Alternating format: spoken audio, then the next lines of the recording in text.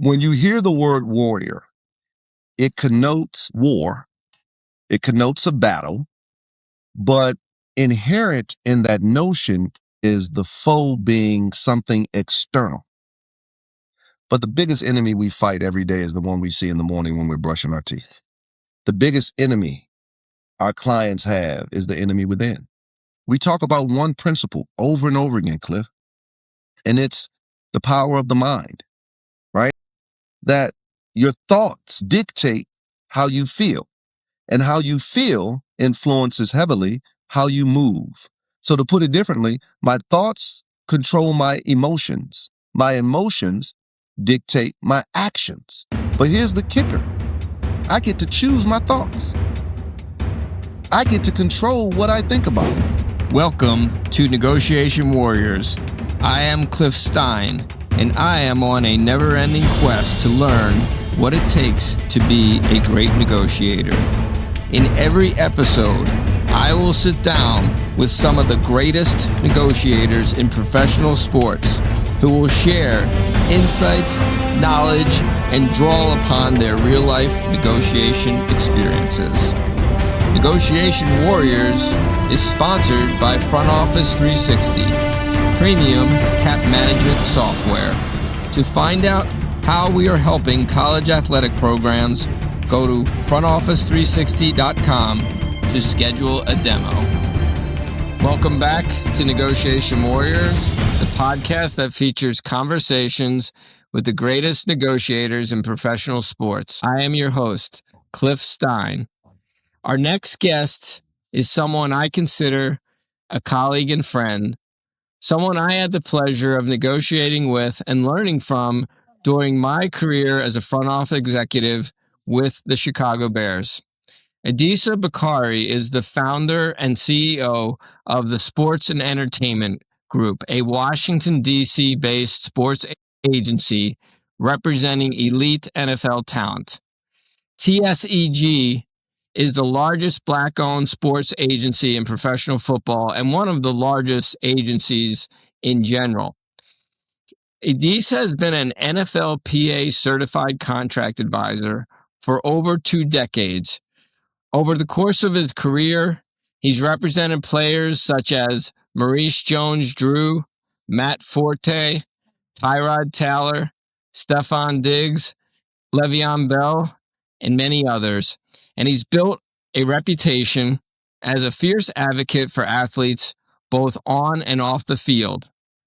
Beyond negotiations and in his role as an agent, he's also been a strong voice for young athletes, both as a mentor and role model, including expanding opportunities for players coming out of historically Black colleges and universities and helping athletes understand their value in the business of sports.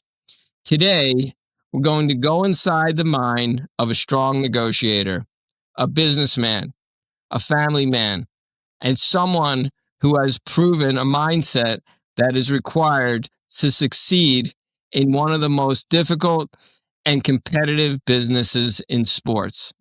Adisa, my friend, former colleague, welcome to Negotiation Warriors. Appreciate it, Cliff. Thanks for having me. Look forward to this conversation. Great to have you. You know, a great place to start is how you even got into sports. People will be very interested. You were an athlete. I know you went to Delaware State. You went to law school in Wisconsin, but tell us how you got into this business. No, like many, grew up, athletics were a big part of my upbringing as a child. Played in youth sports. Football was actually my second sport. The first sport I ever played organized was baseball. Struck out 3 times at the plate. And then I pivoted. No, I fell in love with football at a young age, being from the nation's capital, growing up in the 80s. Of course, the Washington football team at the time, quarterbacked by the Doug Williams of the world, Mark Rippons of the world. It was hard not to be a football fan. I started playing as a youth, fell in love with the sport, had dreams and aspirations of playing professionally one day. I go off to Delaware State. And at first practice, I realized that those dreams of playing professionally would not materialize. I was not as good a player as I thought I was coming into college. And by the time my junior year, I knew that this would probably be the last stint of playing the game but I wanted to still be involved in the game as a professional. But I also, by this time in life, I wanted my life to have a little bit greater meaning. I wanted my vocation, my career, to be more than just a source for earning money. I wanted to have an impact, and I wanted to be able to impact the community from which I come. And so my mentor and I would have conversations about the type of law that I would practice. I always knew, Cliff, that I would be a lawyer. My grandmother said as much since I can remember that, boy, you're going to be a lawyer one day. I was the last of three and thus got away with a lot of mouthing off and stuff. And so because of my loquaciousness, they said, you're going to be a lawyer, my family did.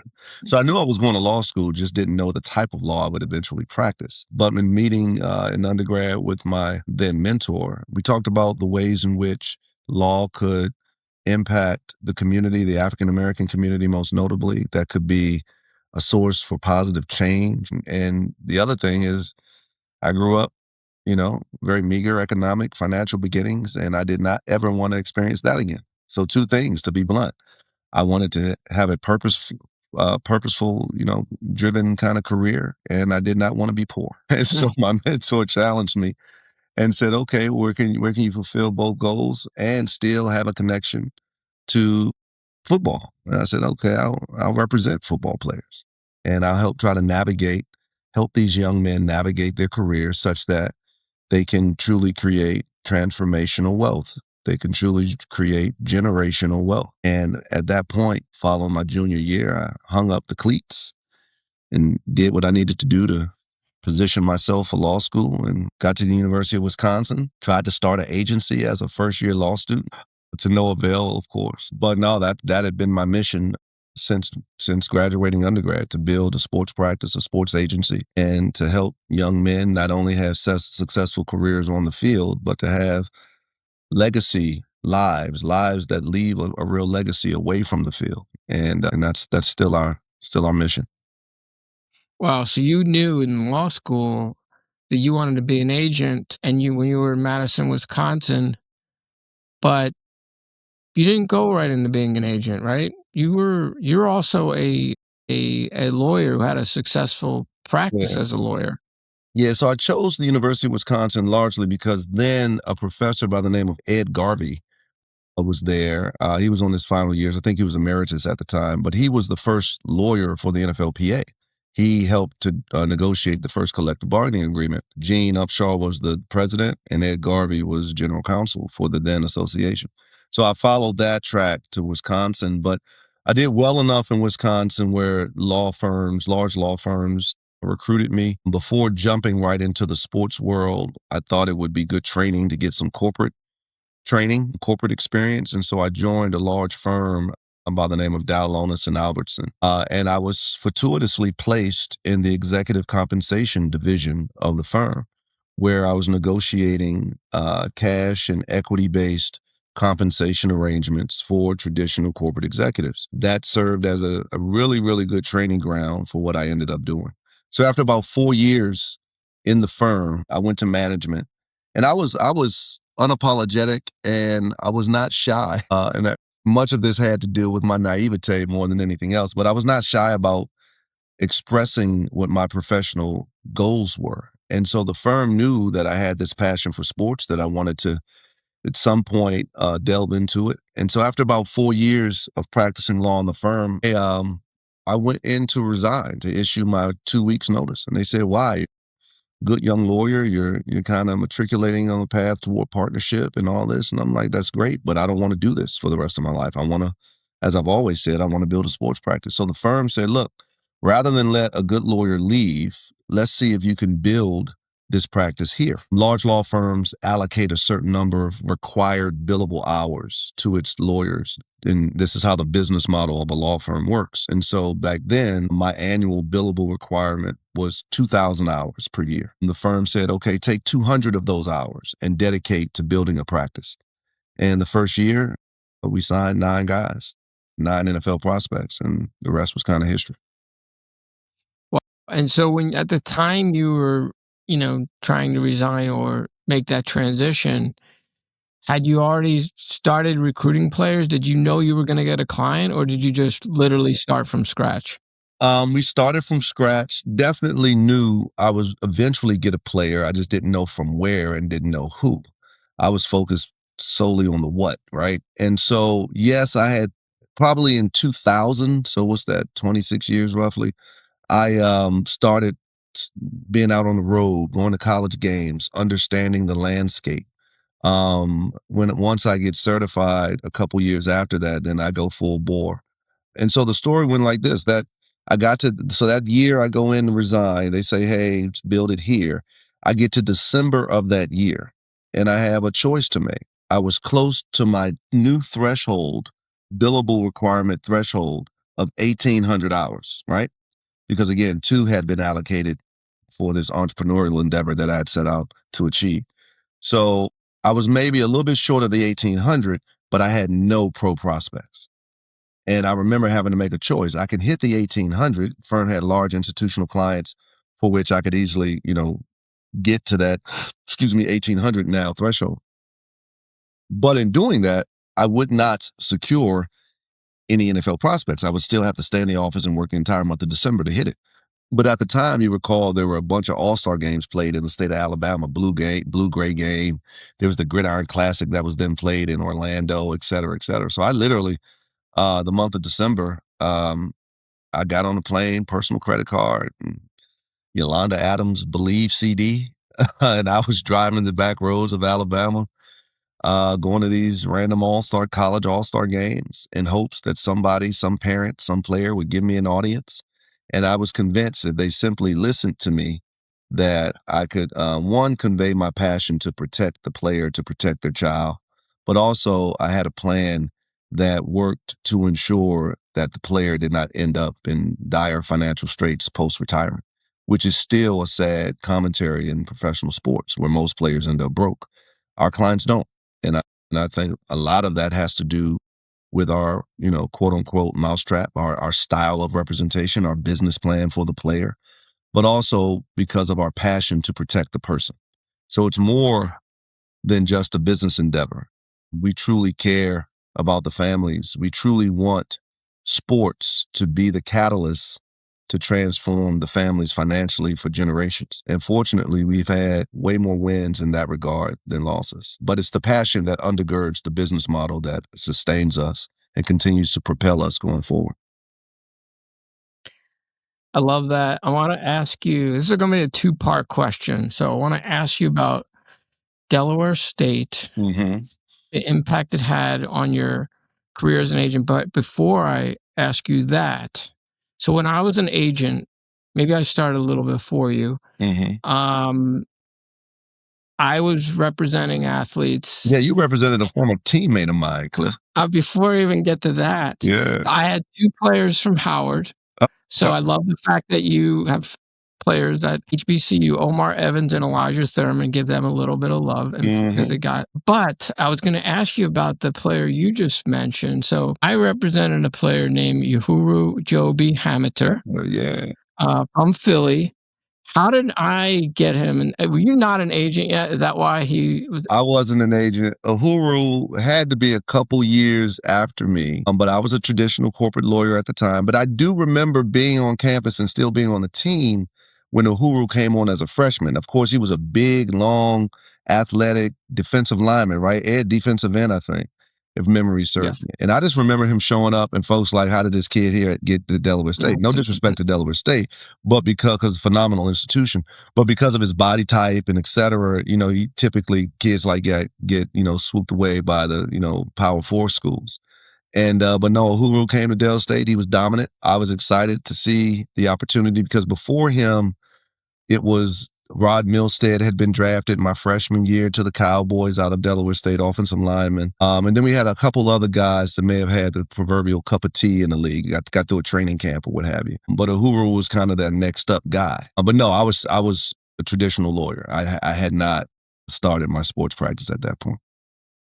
Yeah, and I was going to ask you, so playing there, and then as you became an agent, did that have an impact in your willingness to recruit or represent players from?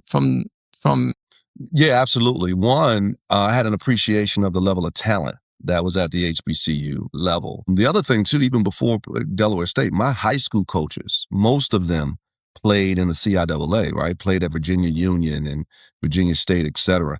And many of them, of my high school coaches, went on to the NFL. Many of them played in the USFL back then, right? And so I knew that there were pro players at the smaller school HBCU level. And so, yeah, I was not at all dissuaded by the idea that the best talent came from the Penn States of the world. I knew that there was good football played at lower division schools and HBCUs. So we targeted, many of the HBCU school players still do. I mean, this coming draft in a couple weeks, couple months, we have 4 HBCU players. So we've always prided ourselves. Of course, most celebrated HBCU guys, 14-year future Hall of Famer, Antoine Bethea out of Howard, but Don Carey out of Norfolk State, Justin Durant, second rounder, highest draft pick ever out of Hampton University. Kendall Langford, third rounder out of Hampton University. Most recently, Joshua Williams, who's a free agent, cornerback for the Chiefs, out of Fayetteville State, Division II. So there's just a ton of players coming out of the HBCU level that go on to be great pros. And that's always been the case. Certainly prior to integration, that was the primary source for Black talent. But even post 1954, post 1964, we still find players, very skilled players who, began or played a portion of their career at the HBCU level. As someone once said on the scouting side, if you can play football, we'll find you. And that's still the case. Sometimes it takes a little bit longer. I just literally hung up the phone with one of your former colleagues, and I said, make sure your guys go back and do work on my corner from South Carolina State. Because he's a real pro, and this upcoming draft, Jared Washington, and he said, "No, I appreciate that. We'll make sure." Sometimes the smaller schools, HBCU notwithstanding, sometimes the smaller division prospects are not as thoroughly scouted because there's so many others at the larger schools, and scouts can sometimes give the smaller school prospect short shrift vis-a-vis the draft, and then they scramble in April when everyone starts to talk about how good this player is. And so we try to get ahead of that by reaching out to GMs around this time to say, hey, make sure your building watches this kid. This kid's a pro. I have a small side note as I have to thank the HBCU schools for me getting my job, because with the Bears, when I went to, it was 2001, and I was at a Howard Hampton game. And, I was a low-level agent, so for me, it was an opportunity to get athletes that were going to be overlooked by some of the bigger agencies. You weren't in existence yet, which was good for me, my practice. And I saw Jerry Angelo at the game, and he was recruiting a player. Last name was Scott, defensive end from Hampton. I don't know if he ever did anything in No, the I'm NFL. a kid, yeah. Yeah. And I think it was like Tracy White on the other side that I was looking at Howard. Yeah. And he played Seattle Seahawks. But at that time, he asked me to meet him at halftime, and he said, would you ever be interested in working on the team side? So part of my story is always going to be the Howard Hampton game and how I got to where I was. There you go. The formation of the agency, TSEG, and the partnership with Jeff Whitney. In January, this past January, I read in Anscape reported that your firm represented the most clients among Black-owned agencies, 34 is what it said, and one of the most successful firms in all of football, race aside. I didn't know, were you aware of this when it was reported? And I want to ask you about what you built, your pride, and how important that is to you and the athletes you represent. Yeah, it's funny. That's a good question, Cliff. It's funny because I was aware as of the time the Anscape article came out a couple months ago, but only a few months before that. Of course, Jeff and I keep our heads down and we're just trying to grow the business. But then there's another organization called Inside the League, and they do a kind of agency report throughout the year. And I subscribe, but admittedly, I don't, go in and look at the stuff on a regular basis. Again, we're client driven here. And so it's always, every day we come to the office is stuff to do that relates to our clients. And so we're not kind of scouring the internet looking for things like that. So in any event, someone puts this chart in front of me, and this was ranking of agencies according to client size on a per capita kind of analysis, meaning Number of clients, yes, but also vis-a-vis the number of agents in the building. And so we're leanly built. It's Jeff and me, and we have two younger agents as well. But most of the shops against which we're competing have 10 plus agents, right? And we were looking like, wow. And so just from a size, we were like a ninth or 10th or something like that going into the year 2026. But the guys above us were 10 plus agents per agency, all backed by either a conglomerate or private equity financing. And here we are, small independent shop with less than 5 agents. And we have more clients than most and are as competitive as some of the conglomerates in this business and competing with them head to head. And it was at that point where Jeff and I paused for a minute and took some stock and, expressed some gratitude to the various, to God and to, various other forces that exist that, we subscribe to and he gave some thanks, because oftentimes we assess when it's over. And sometimes it's okay to kind of, pick your head up a little bit and do a survey of what you've done in real time. So yeah, it wasn't until recently that we were able to kind of appreciate, done something special, both within the Black community, but within sport, within business. And it's doubly special given the level of competition, as you stated at the outset, that exists in this industry. So yeah, no, we take extreme pride, and it's with a great deal of humility that we just continue to just go to work every day and do our job and hope that our message continues to resonate with families and players. You talk about humility, and I think that's such a critical core value to possess. I'm so glad you used that word. It's a seldom used word in today's age of social media. Well, The mission, TSEG, why is it unique? The value of the relationship beyond the traditional athlete, client, family relationship. Tell us a little bit about that. Why TSEG's mission is a little bit more unique. I mean, and people always get a little uncomfortable talking about our history as a country. But our history as a country is complicated, and in its early beginnings, it's disturbing on a lot of levels, right? This country, no matter your political affiliation, if you are a student of accurate history, this country was largely built on the backs of slave labor. Those enslaved humans were largely of African descent, my ancestors. Um, if you really talk about America as a democracy from a purely academic, intellectual perspective, you can't have a truly honest and intelligent conversation about the American democratic experience until 1954, Brown versus Board of Education. I mean, prior to 1954, which ruled that segregation in the public school setting was unconstitutional. Didn't say anything about private life. We extend that from the public school setting to all walks of life with the 1964 Civil Rights Act. But prior to 1954, we were separate and unequal. We were an apartheid nation. I mean, that's just a fact. We know that the evolution goes from slavery to 1865 and, December 6th, emancipation, to roughly 12 years of reconstructing America, the so-called Reconstruction era. And at that point, during Reconstruction, you saw African Americans achieve the heights of all industries. Politics, we saw America's first Black senator, Blance Bruce, I think was his name.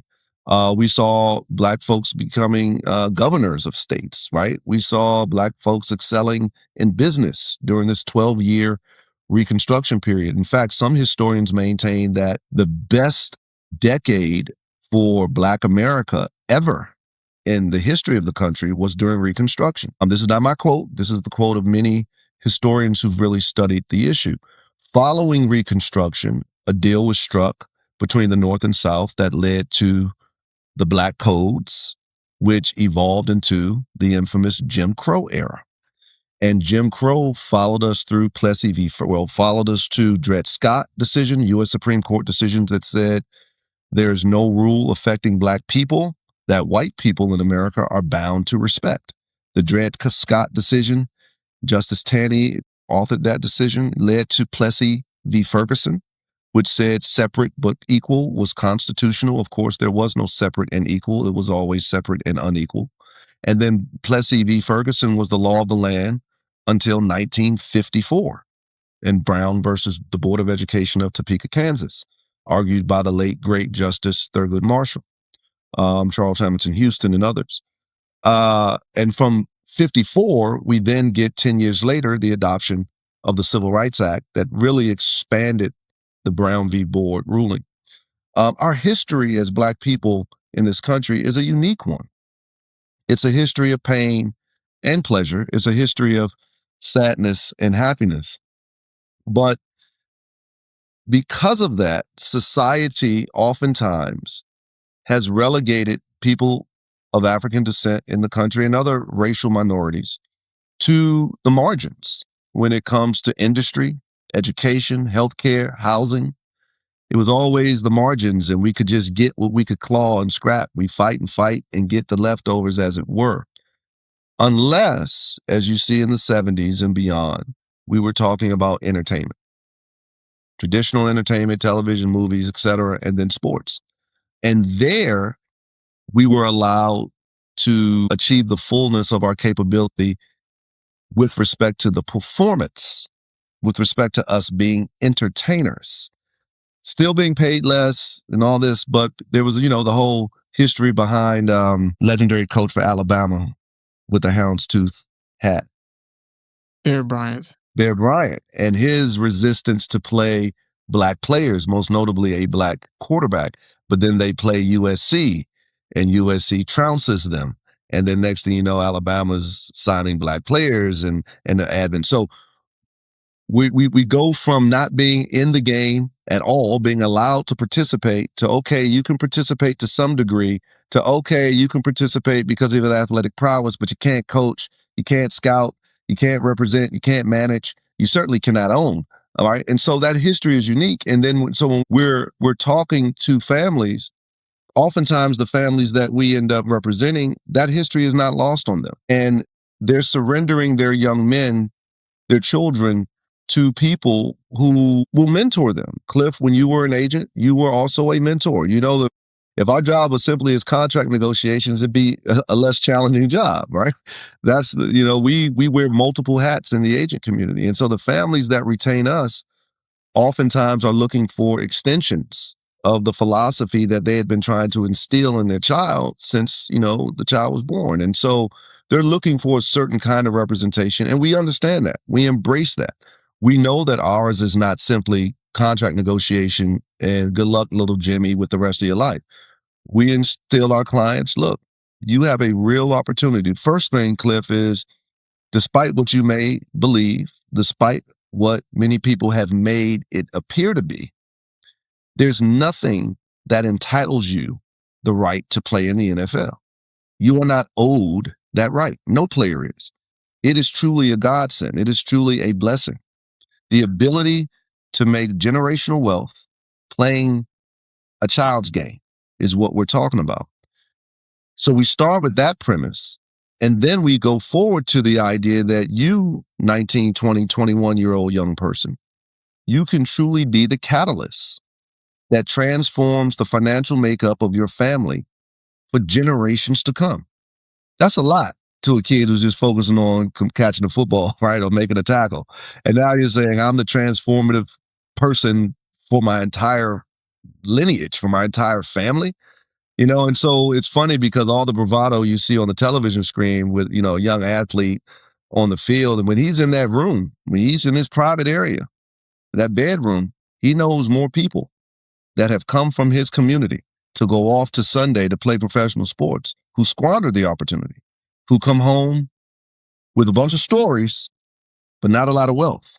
And he's hoping and praying that he's not among them, that his scenario will be different. And so rather than hiding from that fear, from that concern, we address it head on at the outset, and then we build a plan. If you do these things, if you live a life like this, the only variable will be health. And that's one that that's the risk that every player takes in this business, because it's, as you know, it's a violent business. But if you take care of these other things, if you Align yourself with a certain group of people in the locker room and outside of the locker room. You can truly be a transformative force for your family for generations, and such that your grandchildren won't be having conversations about raising money to send, your niece or nephew to college or to a trip somewhere for educational purposes. Money will no longer be the central focus of the conversation. The family will have issues that they have to handle, but financial issues won't be chief among them. And so I think the families that we end up representing, that kind of conversation resonates with them. They want that kind of mentoring for their child. They want that kind of leadership for their son, their grandson, nephew, whatever it may be. They want individuals who are going to help them truly enter manhood in a certain kind of way. And so that's not a responsibility, or that's a responsibility that at the Sports and Entertainment Group, we don't shy from. We embrace, we lean in. And yeah, those are the type of people we attract. And those are the people we, quite frankly, believe it's a blessing to serve and to work for. I I don't know. I don't know if you're a professor or not, or you teach, but what I'm taking away is, if you represent me, if your firm represents me, I'm not just going to get an agent, not just going to get a mentor, like you said. A lot of people do that, but I'm going to get a tremendous amount of knowledge and education that I may not be getting other places. I love that about you. I love that this is just all in your head, unprepared, because it's who you are, it's who you live. You live it, but you also are able to teach it. There's also, I read something you do, which I thought was interesting and unique, is based on everything you just said, you also found a book that you felt Right. was very impactful that you provide to your clients. Can you expand on that? Yeah, several years ago, former ESPN analyst, broadcaster, journalist, William Roden, authored a book entitled $40 Million Slaves, The Rise and Fall of the Black Athlete in America. Read the book, really, really well written. It's a factual historical book, but it reads like a novel. I think in chapter one, it opens up about the old battles between Morgan and Howard, or Morgan State and Morehouse, or for whatever, being played at the at Yankee Stadium, and this is during segregation, so the crowds were full, and he just tells a story that it's just so graphically written that it puts you right there. But by the end of it, he just breaks down the history of American sport and the role with which African Americans have played, and it's a really stunning read on a lot of levels. And so we made a decision a long time ago that when we sign, it's wild because many of our competitors, they sign a new class of rookies and you may get a necklace or you may get something shiny. And at the Sports and Entertainment Group, you're going to get a book. Mhm. I know, I laugh because some of our rookies are like, yeah, my homeboy just got a diamond necklace and I got a book. But in any event, if I were to take the camera and walk around the office, all you see is history. It is indeed the best guide for the future, right? And so, yeah, with us, we tell our players and their families, if you want to shop simply to negotiate your deal every couple, 3, 4 years, and that's it, we're probably not the best shop for you. If you want to shop, that's going to tell you what you need to hear or want to hear and not what you need to hear. It's 1,000 of them out there. We're probably not the best place for you. If you want agents who are going to teach you the business of the NFL, who are never going to lie to you, good, bad, or indifferent, who are going to tell you absolutely what you need to hear, whether you want to hear it or not, then all day long, we're the best place for you. And every year we find the right crop of families to work for who are looking for our style of representation. So to your question, yeah, the Bill Roden's book, $40 Million Slaves, is the first thing we give our rookies. When we check them into the training facility to get them ready for combine prep, yeah, they get a book. In addition to signing the SRA, the standard rep agreement that players have to sign with agents, once they execute that document, I say, welcome to the family. Read this. Well, again, I love it because it just confirms that they're getting so much more than just an agent. We all people have a story. Everyone has dealt with some form of adversity, and some people get stronger from it, some get weaker. I chose the word warrior because I feel like it is a powerful word. It represents to me so many things. For me, definitely a way of saying someone could overcome adversity. But in everything you've experienced, does that word mean anything to you? Absolutely. This is a whole conversation. You're going to definitely have to edit a lot of this out. When you hear the word warrior, it connotes war, it connotes a battle, but inherent in that notion is the foe being something external. But the biggest enemy we fight every day is the one we see in the morning when we're brushing our teeth. The biggest enemy our clients have is the enemy within. And we talk about that. I mean, we do, in addition to the book thing, you may have read, we do an annual retreat. Antoine Bethea came up with this idea years ago. He was still in the league. He was on the second half. So maybe this is after Antoine played 14 years. So maybe this is after year 8. And he was just noticing the conversation in the locker room just declining. The substance about things being discussed was just, declining to say the very least. And he wanted to ensure that at least within the agency that our guys were getting good information. And so we were sitting somewhere and he said, yo, we should do some type of annual thing where we bring all the guys together and we just talk about stuff, right? Just to get them ready for what's coming in the season and life after football, et cetera. And so back in 2011, we started an annual player retreat. We find a location, we bring all the players in right before training camp. We spend a couple days fellowshipping, but also talking about life after football, that inevitability and how you cannot plan for your second career once you're retired. That you have to be planning for life after football during your first career. There have to be things done. And that's, the off season is in part for preparation, because that eventuality, everyone at some point is going to hang up their cleats. Most players think they're going to play for 10 years, but we know the average lifespan is 3.5.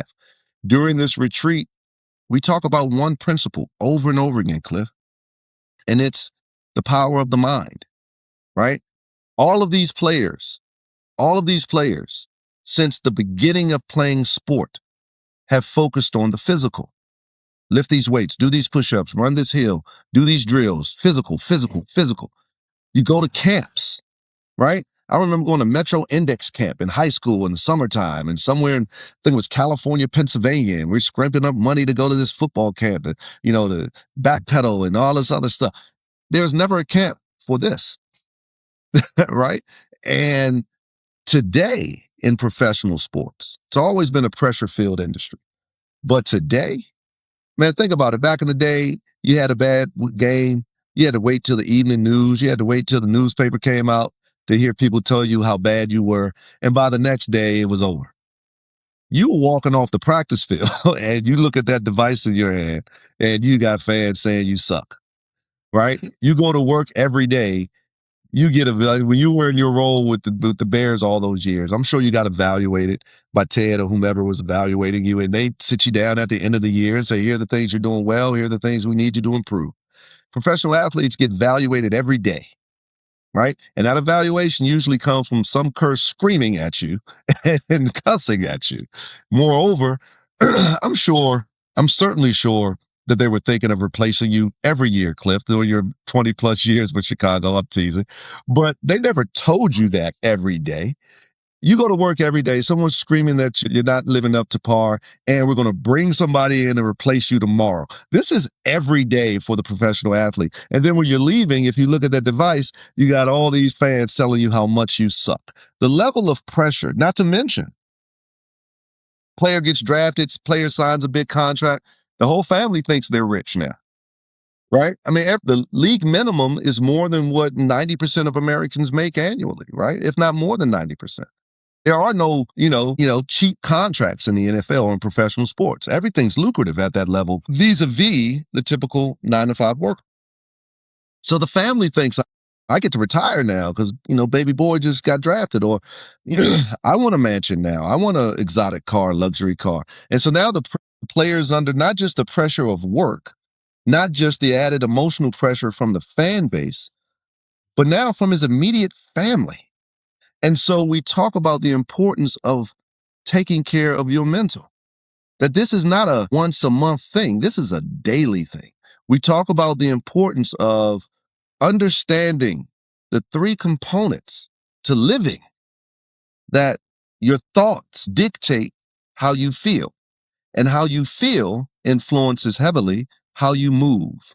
So to put it differently, my thoughts control my emotions. My emotions dictate my actions. But here's the kicker. I get to choose my thoughts. I get to control what I think about by changing my environment. Sometimes we do this all the time on a date, right? We put on mood music, right? We're going to put on some Luther Vandross. We want to set the mood because we're trying to create an emotional state, right? So the same thing applies to our normal lives. You wake up in the morning and you're feeling melancholy, you're feeling sad, you're feeling depressed. Do some inventory. What have I been thinking about? And usually it's because of you fearing something that is yet to come, worrying about something that will probably never happen. So again, that enemy within is something we stress. So you got to be a warrior, man, not just in professional sports, but in life. But I think the foe is really the foe that we manufacture is doubt, is fear. And professional athletes, man, I know everybody wants to think they're the toughest dudes in the world, but they are no different than any of us. They battle these same foes. And so, yeah, warrior is more than an appropriate word to discuss the various things discussed on your podcast for sure. Yeah, you tapped right into the whole philosophy behind this. Everything that I stand for. People think that when we say negotiation warrior, we're talking about someone that crushes the other side or gets the biggest deals. And what you've just broken down, this mindset, the power of the mind, that fear, struggle, suffering are stories that we tell each other ourselves, that we choose to live, we choose to write when pain is real, and the rest is something that we can control. This is why I wake up every morning and I cold plunge in Lake Michigan, because I know that fear is something that we have the ability to control. Absolutely. So your answer is just amazing. Amazing. You know, other thing about you that I always looked at was I thought a challenge. I'm sure you didn't necessarily look at that way, but you represented a lot of running backs way back, even when I first heard your name with Maurice Jones-Drew, Le'Veon Bell, Matt Forte, even when I was with the Bears and Jordan Howard. I'm sure there are others I don't know. And I always saw you really as a leading advocate for a position that out of your control has always been for a while one of the lowest valued positions in the league compared to other positions. Talk about that. Talk about how you were able to use your passion and advocacy for your clients to help players, specifically even at that position. Yeah, no, that's a poignant question then and now. It's one of the most valued positions in an NFL building vis-a-vis production and what the offense can get from quality play at the position. But from management's perspective, because the so-called lifespan at the position is truncated because of the physicality of the sport, or can be, there's a reticence on the part of ownership and management to invest, certainly in one person in the position. And I still think it's misplaced, right? Yes, running backs in the traditional utilization of the position will take on far greater punishment than most other positions. And as a consequence, their lifespan as a player is certainly shortened, but it doesn't necessarily have to be. Le'Veon played until his early 30s. I still represent Amir Abdullah, who's going on 33 as a player, still effective player, just finished up his last season with the Colts. Matt Forte played until his early 30s, etc. We know, the current players like Derrick Henry, who's not my client, but still a very productive player. With Saquon Barkley is approaching 30. Christian McCaffrey is approaching 30, if not 30. One, I should say this. One, because of the advent and the advancement of this medical technology, medical readiness, or whatever it's called, just healthcare generally, and because of the increased understanding and body awareness, physiological awareness of players to date, we are able to elongate careers, position notwithstanding. Players are just doing more to care for their bodies. They are smarter now. They're not just relying on training rooms at their respective teams. They're doing their own research to elongate careers. They're augmenting and supplementing what the teams are providing for them in the way of care. So then when you take that to the resource allocation board of a team, I'm stuck. I'm like, yo, if this guy is responsible for 30+% of your offense, pay him and pay him as soon as you can, because all he's going to do is get more expensive. And that's not unique to the running back position. That's any position. You remember back in the day when the Eagles, who was the GM? What was his name? Joe Banner. Banner. And back in the day, we could do deals after 2 years. And Joe would find those kids and sign them up to 5 and 6 year extensions after that second year. And in the first couple years, the player was ecstatic, right? But by year 3, they were under the market because the growth of money in the NFL grows exponentially, right?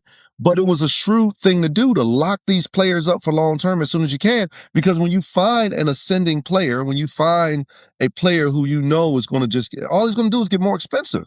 And so if the owners truly understood some of the decision making of these GMs, well, you mean I could have signed that player last year for $10 million less over the life of the deal? Yeah, but I was gun shy for whatever reason, right? And maybe the reason was finance said you couldn't spend. Maybe the owner said you couldn't spend. And I don't know. Like I always say, when it comes to negotiation, I know everything you know except the permission you have in terms of what your budget is to spend. But all the other stuff is public information. We're looking at the same thing, right? And so it has made the job of the agent representing running backs. It's forced agents to be a little bit more creative and mindful of the perception of the longevity of the running back position when negotiating deals. Ideally, we want to do shorter deals. We want to front load them as much as, and probably a little bit more than you would a corner or a receiver, because that guy's going to be around for the entirety of a 5-year extension, and things of that sort. So we're proud that, and you know this obviously because we did a bunch together. But whether it was Maurice or Matt Forte or Le'Veon, these guys earned all of the money in those second contracts. And even in the case of a Matt Forte and Le'Veon was able to steal third contracts. And then you get a guy like a James White for the Patriots, former Super Bowl MVP, or even now currently Amir Abdullah. He's on his 4th or 5th contract in his early 30s, still contributing. It just forces the agent to make sure they're negotiating specific to the position and specific to the player, right? As opposed to just having this blanket approach that you fit everybody in. Every contract negotiation is the same. It's just a different position on top or a different name on top of the contract. No, you got to be a little bit creative when coming to these running backs, because they pull the trigger. Everyone is GMs and teams are trying to anticipate when the bottom is going to fall off, or fall out from underneath the player, right? When is that cliff going to hit? Is it 27? All right. So he may be in a period, he may be too old to even do an extension, because even though he had a phenomenal year last year, this is going to be the year where his talent, because oftentimes they'll say when that father time thing hits, it's precipitous, right? It's immediate. It's not gradual. And that can be the case sometimes. But I think, look, if the goal is winning, you collect good players and you reward them as soon as possible. And if a player has transcended the position, I thought Le'Veon Bell did that. Le'Veon, although he was 33% of the offense, he wasn't your traditional running back. Le'Veon was just a weapon. Wherever you put him, you would get benefit from him. Running back, blocker, receiver, decoy, etc. You don't mess around with that. You reward that guy, you pay that guy, and you keep the machine moving. And that's the impression we try to leave on teams when discussing it. But it's still a challenge. We got out of the market for a while, Cliff, just because the position was so devalued. We just started signing running backs again over the past couple years. We got a really good one this coming draft, and Emmett Johnson from the University of Nebraska. I think he's the best, quite frankly. I know folks are anointing the kids from Notre Dame, but this kid, Emmett Johnson, is a special player. He's going to have a special career. So we're back in it. Folks like, Derrick Henry and Saquon Barkley have made the position one that teams are coveting again. But the reality is this, man. When we get to December, and especially January, and if you're lucky to play in February, all of that is run game. If you can't run the ball in this league, in playoff, you don't get to the playoffs. You certainly don't sustain through the playoffs. I mean, whether that's a backfield by committee or whether you have a very special player. The last thing I'll say on this too is these special running backs, right? They're not, Jacksonville's still looking to replace Maurice Jones-Drew. No disrespect. Chicago is still looking to replace Matt Forte. These are historic guys. Matt is what, number 2 all time or number 3 all time in rushing and yards, enough for the Bears, a franchise that's as old as the league. You think you're going to just draft another guy to be that? No, these are generational players. And so if you're lucky enough to draft one, yeah, you reward them early, keep them there as long as you can, squeeze that orange for all the juice you can possibly get. And to your credit, the Bears did that with Matt. It was a challenge. You made it challenging. You and Jerry did. But we ended up doing exactly that. You drafted the player early, you get them done, and you make sure you get all the value you can from that player who you know is a special kind of player.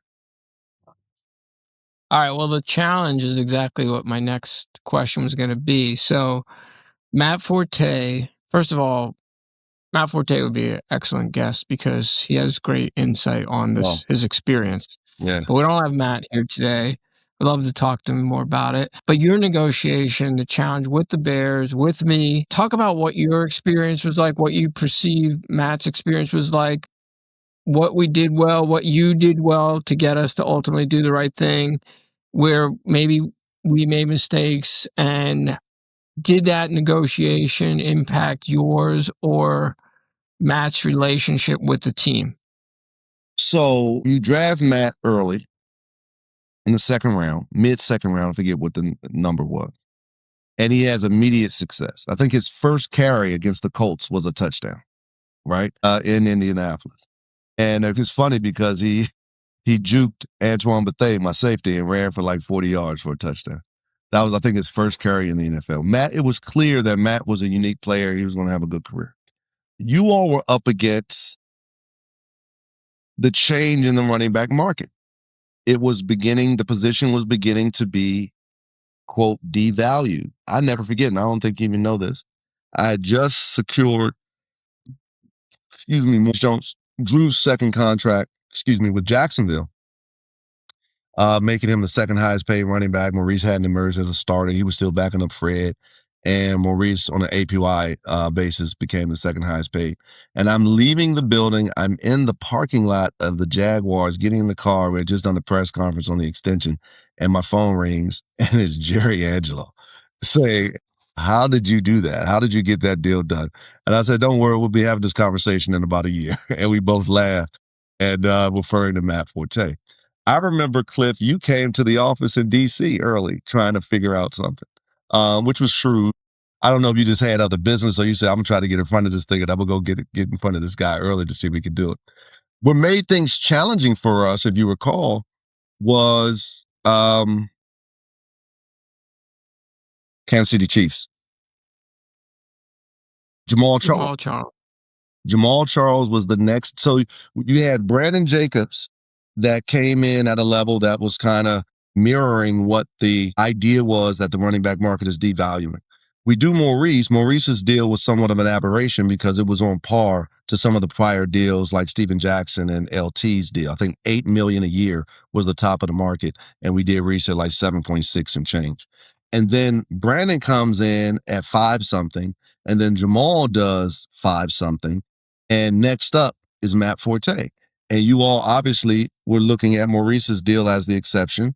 And the market suggested that this $5 or so million a year was the right place because the position is being devalued, et cetera. And again, the conversation with Matt and his family was that, look, all these deals represent a lot of money, right? If you look at them in a vacuum, but we have to study these deals vis-a-vis other players and within the microscope that is, or the universe that is the NFL. You can't compare it to the guy, who's, working down the street doing whatever that job is. So yeah, it's a lot of money, but is it commensurate to the value you bring to the team vis-a-vis other similarly situated players? And the answer to Matt I would give was no, it's not. You should be priced at a market similar to what Maurice just signed a few months ago.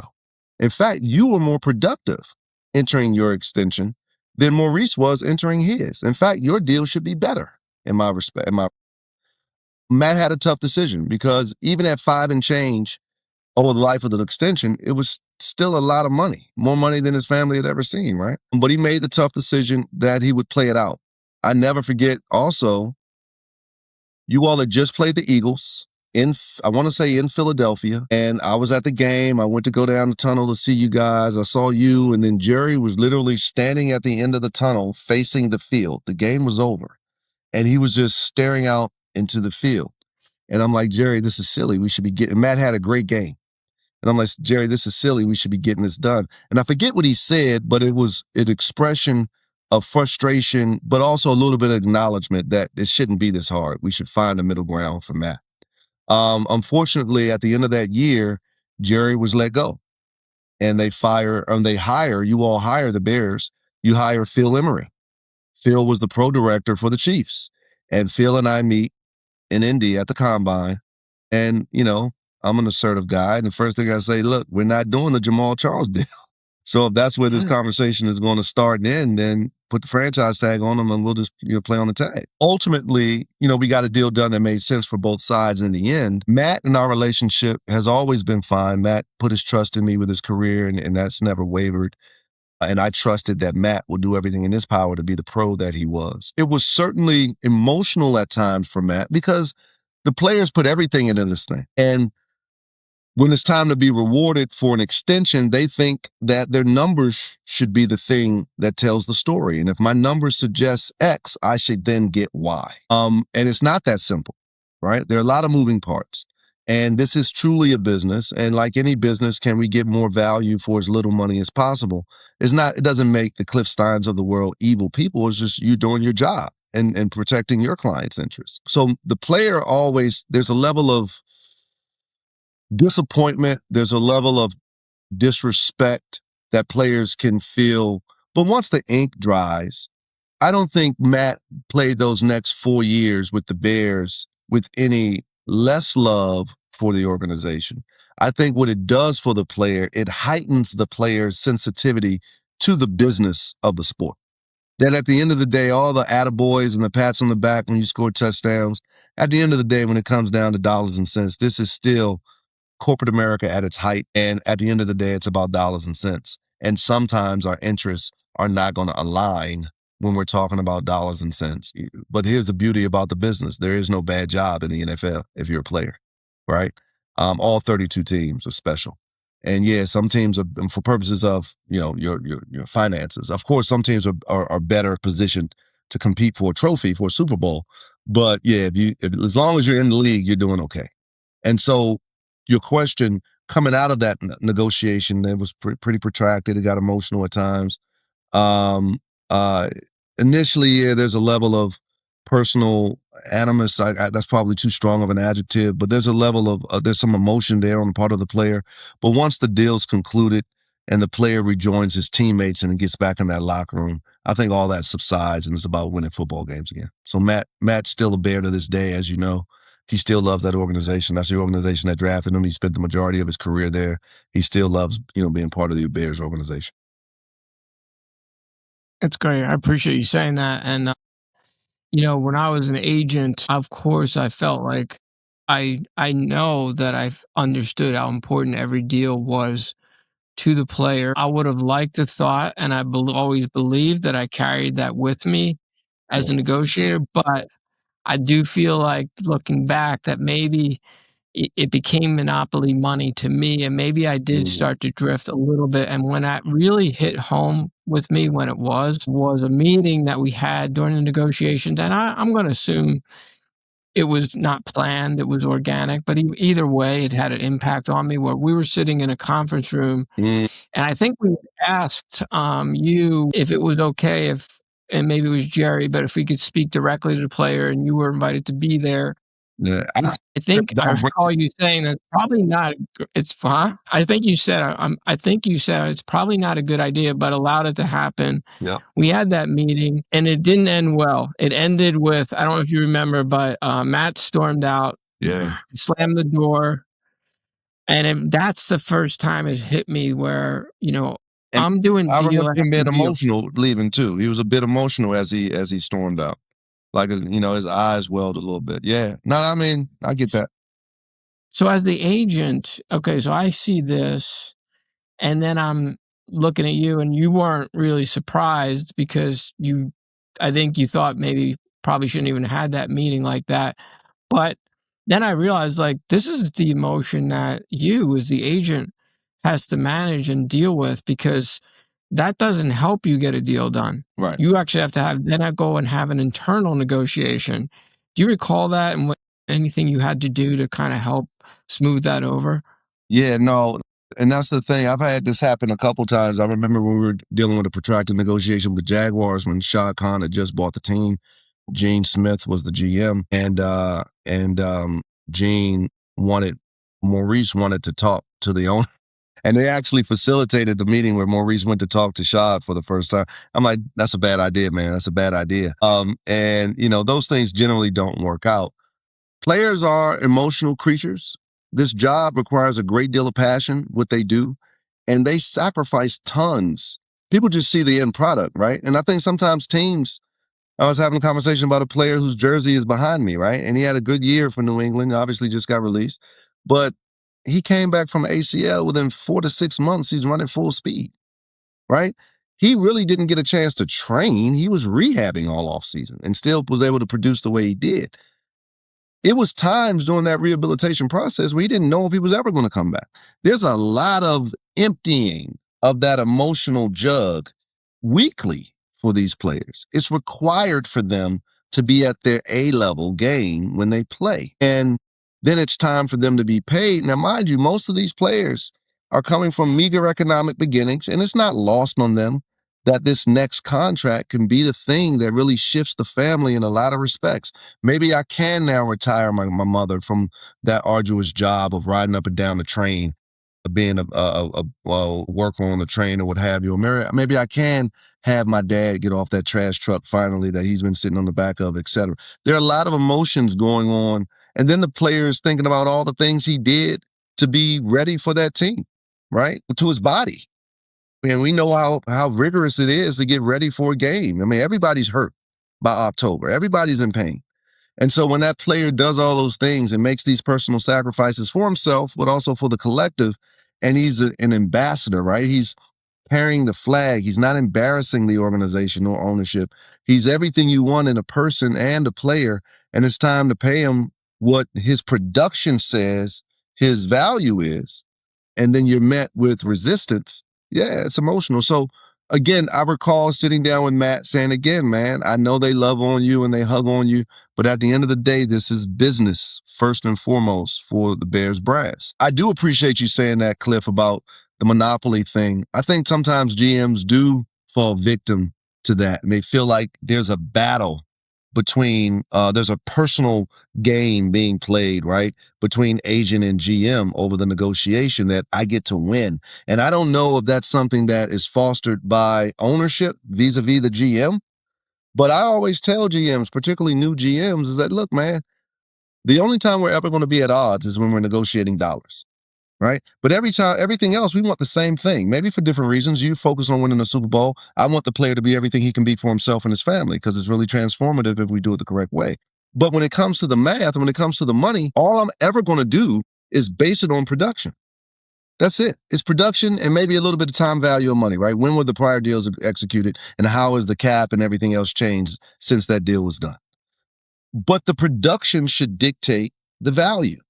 And I think sometimes my counterparts get caught up in, I don't want to pay the most. If my guy has performed at a level that justifies him being the highest paid, you should want to make him the highest paid. He earned it, you know? And so that can make sometimes, I don't think that was your and my case. I understand with Matt anyway, I understand that the market was suggesting that there was an opportunity to get considerable value for a lesser price point. Price point rather. Players were signing these lesser deals, right? And why not try to see if we can get Matt Forte for that? That goes back, however, to the earlier points we discussed about making sure the player is educated on his value, making sure he understands his value. The first negotiation we always have is with the family. Everybody thinks their kid's going to be the first pick in the draft. Everybody thinks their kid's going to be the highest paid when it comes to negotiations. And look, we can measure value based on production. Here are the yards. Here are the total yards from scrimmage. Here's the number of touchdowns. Here's the percentage of the offense that runs through you, right? And how has this, resulted in wins and losses, et cetera. And here is what similarly situated players who have done things similarly. Here's what their contracts look like. So we then can create kind of a high and a floor, a ceiling and a floor. We can then bracket the value of the player and say, oh, the guys who've performed at this level make this amount of money, and those contracts can be dated back to a year ago or maybe 2 years ago. So they're still current contracts in large respect. So thus, we should be asking for this. And then when we're met with, no, I think it's Y, and it's based on what?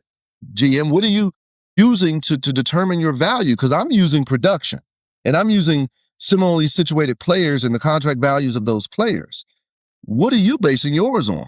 Just make me understand the substance for your position so I then can negotiate with you, right?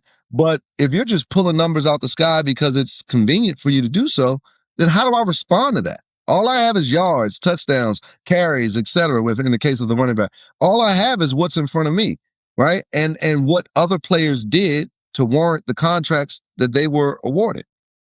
Make me understand what you're basing your numbers on. That can be frustrating. The other thing, and this is off point, but the other thing that's frustrating with the NFL is the whole cat and mouse approach to negotiation. It's just silly to me. We start negotiations early, and I know it's only going to be the eve of the start of training camp or the eve of the first game, and then you're going to get serious, and you're going to agree to a deal that we could have done months ago. We know what the value is. You know I'm not going to agree to these numbers. You know all we're going to do is wait, and then eventually you're going to do the deal anyway. It's a waste of time. But it's still the strategy that most GMs employ, unfortunately. Well, touched on so many things. The lack of just as being a good negotiator, where there's a lack of one side hearing the other side, and then just some, I'm not going to delve too far in it, but just the emotional intelligence component of reading the room, what it's going to take to get the deal done, and how you time that and plan that out. Yeah. I want to be sensitive to your time, so I have two more questions. One is, I'd like to say that you and I are going to live forever, and I think that we will live a long time, but nothing's guaranteed to us. So when it comes to your legacy, and I know you have 3 children. I got a son. 4 children. 3 girls, and I had 3 when we were doing business, but I have a son, man. My youngest is, here's the thing, Cliff. My youngest is 20. Oh my goodness. I know. Oh my goodness. All right. So you have 4 children, but there's people that, including your children, but others that might stumble onto this recording 10 years from now. What's your message about your legacy? What do you want to tell people? Yeah, I hope that my life's work inspires. I hope that my role as an NFL agent is evident that it was more about the people than about anything else. It was more about shaping these young men. I hope my legacy speaks to a person who appreciated, valued, and was unapologetic about their heritage, their culture. I hope my kids know that their father was willing to sacrifice everything for their lives. I hope my wife of 30 plus years know. You asked the question about the impact of Dale State. That's where I met my wife first day on campus. She was there for track. I was there for football. How much I value her, and that none of this would have ever worked but for her constant support and criticism. But yeah, no, at the end of the day, I'd like my story to be in line with the lives of those historical figures. Maybe not of leading a protest or creating civil rights legislation or anything along those lines, but at least an extension of what their sacrifices allowed me to achieve throughout, my time on the planet. Amazing. Last question, as I ask everybody, just 2 or 3 things, great traits that make up a great negotiator. Yeah, so the number one thing is subject matter knowledge. You can be the best bluffer in the world, but yeah, if you're on the other side of the table with someone who has the substance and you don't, all your blustering and all all the little pretty words you may use, it'll be clear very quickly that you don't know your job. So first and foremost, there is no substitute for substantive knowledge in anything you do. Someone told me as a young lawyer, become an expert in your field as fast as possible. And so as an agent, know everything there is to know about your player, his production, the value of that production to the team's cap situation. If you do it correctly, the only thing you will not know is what that finance department vis-a-vis their owner allowed them to spend. And you likely will never know that. But everything else you should be able to know, and you should be able to kind of distill down to a thing that allows you to create these parameters by which to negotiate. And then the two chief rules of any negotiation is, one, you never self-negotiate, right? And for novices listening, if I make an offer, I wait for a counter before I reply. But the other side of that is you try to force the other side to engage in self-negotiations.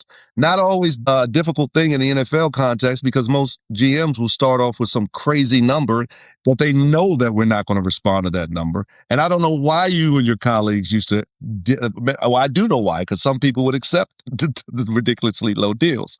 So I guess you got to, try it anyway. But you don't want to ever engage in self-negotiation. You wait for counters before you respond. So don't say, hey, how about 10? 10 makes you uncomfortable. Okay, what about 9? Okay, fuck it. How about 8? No. If I make an offer, you wait for a counter. And then lastly, and probably chiefly and most importantly in a negotiating context, if you are not willing to get up from the room, if you are not willing to push back from the table, you are not negotiating. You are being dictated to. So we tell our clients all the time, if you're not willing to get up and stop the negotiation and say that's enough, no need to talk further, you're not negotiating. So know the subject matter about which you're negotiating. Do not engage in self-negotiating, and always, always be willing to leave.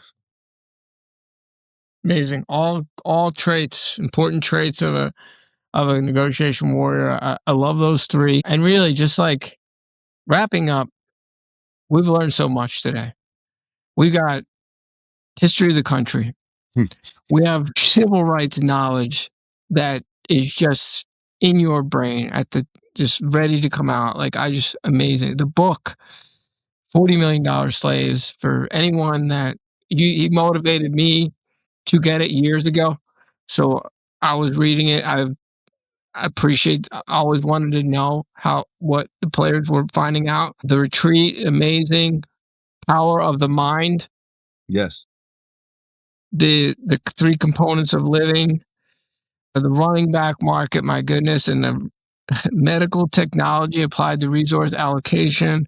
Just so many takeaways, all the way down to his legacy as a father and a husband who made great sacrifices, not just for the business, not just for his clients, but for what his community and what he believes in. So great guests. Thank you so much for your time, Adisa. It's always great to see you, and I learned so much today. Appreciate you, Cliff. Stay in touch, man. Thanks so much for having me. All right. Thanks a lot. Have a great day. Take care. Thank you for listening to Negotiation Warriors. I hope you enjoyed this episode. And if you like what you heard, please subscribe on the Negotiation Warriors YouTube channel and follow us at Front Office 360 on Instagram and X. And to find out how we're helping college athletic programs, go to frontoffice360.com.